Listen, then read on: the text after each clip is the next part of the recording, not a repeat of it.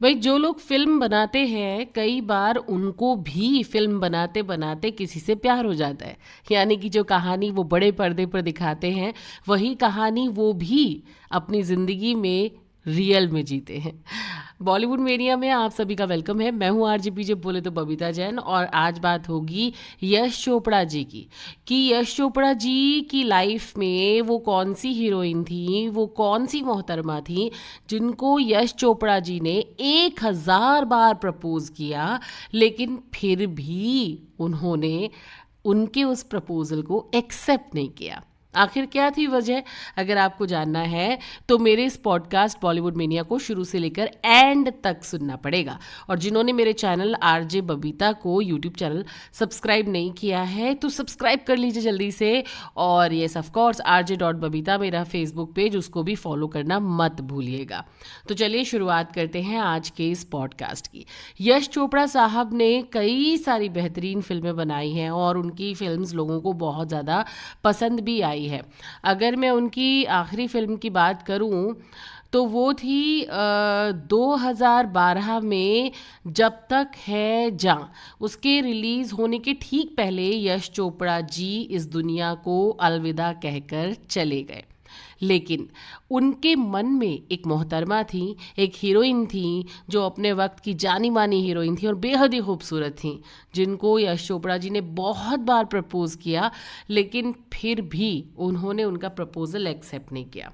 वजह ये थी कि भाई वो उनके लिए उस तरीके से जो कहते हैं ना कि इमोशनली अटैचमेंट, या फिर ये कह लें कि प्यार वाली फीलिंग्स उनके मन में नहीं थी, तो इस वजह से उन्होंने उनके प्रपोजल को एक्सेप्ट नहीं किया। कौन थी वो हीरोइन? चलिए जल्दी से मैं बता ही देती हूँ, क्योंकि बहुत देर हो गई आपको टरकाते टरकाते कि ठीक है अब बताऊँगी तो मैं यहाँ पर बता ही देती हूँ। वो थी मुमताज़। मुमताज़ जी के पीछे यश चोपड़ा जी बिल्कुल दीवाने थे और दीवानगी की सारी हदें वो पार कर चुके थे और वो उनको बहुत ज़्यादा प्यार करते थे। खुद मुमताज़ जी ने अपने एक इंटरव्यू में कहा था कि भाई यस बिल्कुल सही बात है कि यश जी ने मुझे 1000 बार कहा है, एक बार नहीं कहा है बल्कि 1000 बार कहा है, और अलग अलग मौक़ों पर उन्होंने अलग अलग तरीके से मुझे प्रपोज किया। मोटी आई लव यू यार, शादी कर ले मुझसे लेकिन फिर उन्होंने कहा कि देखिए ना, किसी के साथ इतनी क्लोज रिलेशनशिप के लिए आपको उनके साथ प्यार में होना बहुत ही ज़्यादा ज़रूरी है। आपको उसके बहुत करीब होना चाहिए और इसके लिए आपकी उनके साथ केमिस्ट्री होनी चाहिए। तो यहीं पर आगे मुमताज़ कहती हैं कि यश चोपड़ा को एक निर्देशक के तौर पर वो बहुत पसंद करती थी, लेकिन उससे ज़्यादा उनके मन में यश चोपड़ा जी के लिए कभी नहीं कुछ रहा। और इसके बाद मुमताज़ जी ने ये भी कहा कि वो एक बहुत अच्छे इंसान थे। एक इंसान के तौर पर देखें तो वो सबसे शानदार लोगों में से एक थे जिन्हें आप अपने आसपास ज़रूर रखना चाहेंगे। वो हमेशा सेट पर लोगों को हंसाया करते थे।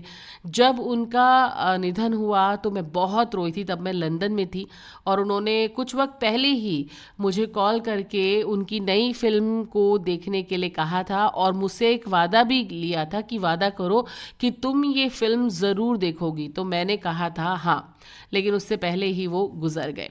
अच्छा, यश चोपड़ा जी की ना एक आखिरी इच्छा भी थी, और वो आखिरी इच्छा पता है क्या थी? अब चूंकि मुमताज़ जी को बहुत तकलीफ़ हुई थी यश चोपड़ा जी के जाने के बाद, क्योंकि वो बहुत अच्छे इंसान थे, तो मुमताज़ ने ही अपने एक इंटरव्यू में बताया बहुत ही इमोशनल होते हुए कि वो इतने अच्छे इंसान थे कि पता नहीं वो इतनी जल्दी क्यों चले गए। मुझे नहीं पता कि उन्हें क्या बीमारी थी। मुझे ये यकीन है कि उनके परिवार ने उन्हें बचाने की हर संभव कोशिश की होगी, लेकिन वो उन्हें नहीं बचा पाए। रानी मुझसे एक पार्टी में मिली थी और उन्होंने मुझे बताया था कि यश जी चाहते थे कि आप स्टूडियो आएँ। आप कब आएंगी? मैं आपको घुमाऊंगी। मैं वाकई जाना चाहती थी क्योंकि ये उनकी आखिरी इच्छा थी। तो यश जी का जो प्यार था वो इतना स्ट्रांग था कि वो मुमताज़ जी के लिए मतलब अपने आखिरी सांस तक उनके मन में मुमताज थी।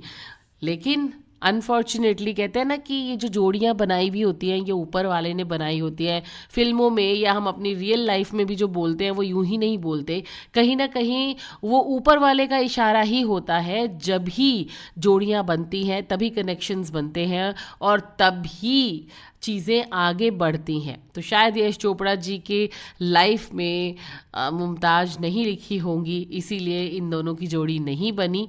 लेकिन ऑफ कोर्स वो उनको प्यार बहुत करते थे, इन सब बातों से यही पता चलता है। तो यही कहूँगी मैं कि ऐसा प्यार बहुत कम लोगों को देखने को मिलता है। वैसे यश चोपड़ा जी की फिल्में बहुत सारी हैं और उन फिल्मों में रोमांस को लेकर एक अलग अलग तरीके की चीज़ें दिखाई गई और उनकी फिल्मों में वो रोमांस अलग तरीके से दिखाया जाता है और बड़ा अच्छा फील होता है। बड़ी बड़ी लैविश फिल्में होती हैं उनकी। तो आपको यश चोपड़ा की कौन सी फिल्म सबसे अच्छी लगती है, ये आप मुझे कमेंट बॉक्स में कमेंट करके ज़रूर बताइएगा। बताएंगे ना मुझे?